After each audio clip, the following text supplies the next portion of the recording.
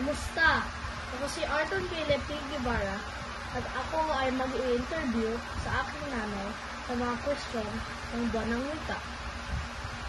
Ano ang mga alam mo tungkol sa wikang Filipino at bakit mahalaga ito? Ang wikang Filipino ay ang ating salita na ginagamit sa Pilipinas at ito ay maaaring nasa iba-ibang lengguwahe kagaya ng Ilonggo, Ilocano, Sabacano. Depende kung saan kang lugar sa Pilipinas, doon mo maririnig ang mga wikang ito. Ito ay importante dahil ito ay ginagamit upang makipag-usap sa mga tao sa paligid mo at kayo ay magkaintindihan.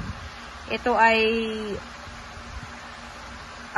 uri ng pakikipag-usap kung saan tayo ay pinagbubuklod bilang isang bansa.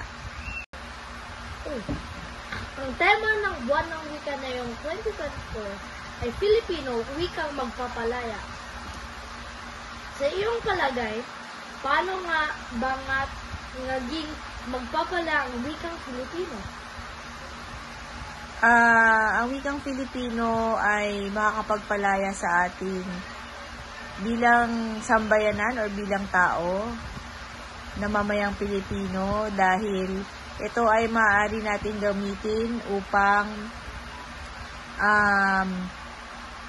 magbigay ng ekspresyon sa pananalita, sa ating mga opinyon, at sa kung ano man ang pwede nating sabihin na maganda or maaaring meron din mga hindi mabuti, pero ito ay maaari nating gamitin upang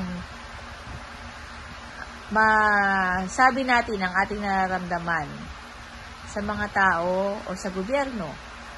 So, yun ang pagpapalaya sa aking palagay. Okay. Number 3. Ginagamit mo ba ang Filipino sa pag-ipag-usap?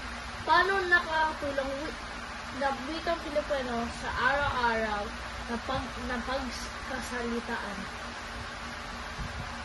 Oo, madalas na ginagamit ko ang wikang Filipino dahil kailangan ko ito sa aking trabaho.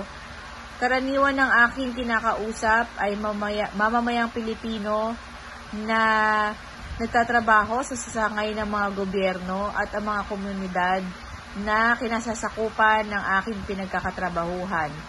Karaniwan, hindi sila nakikipag-usap sa Ingles dahil sa mga barangay at sa mga komunidad, mas komportable sila na ginagamit ang wikang Filipino kaysa sa Ingles.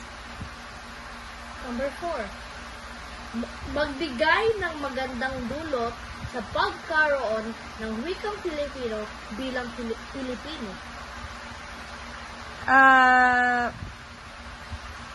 Ang wikang Filipino ay isa sa mga salita na ginagamit natin na kung saan ito ay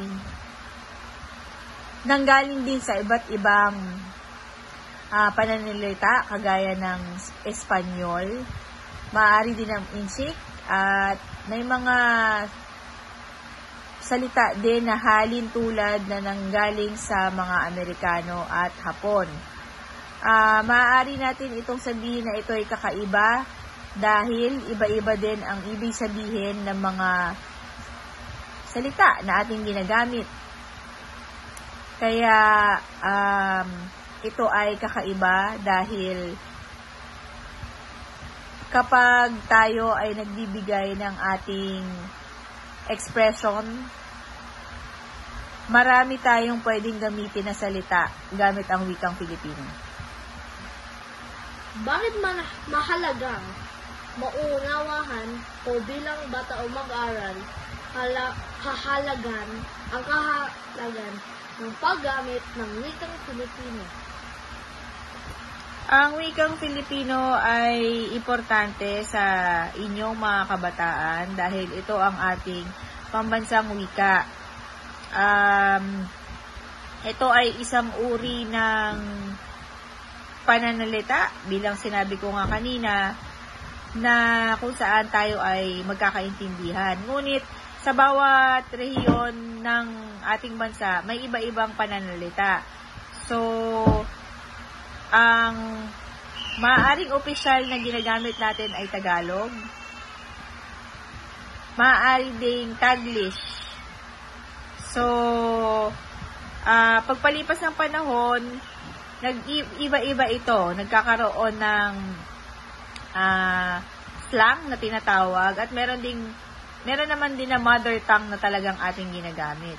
So, ngayon, dahil marami na ang mga impluwensya na foreign sa inyong mga kabataan, mas maigi na kayo ay mas may alam sa kung ano ang ating wika dahil ito ay isang pagtuturo na dapat ninyong pinagyayaman.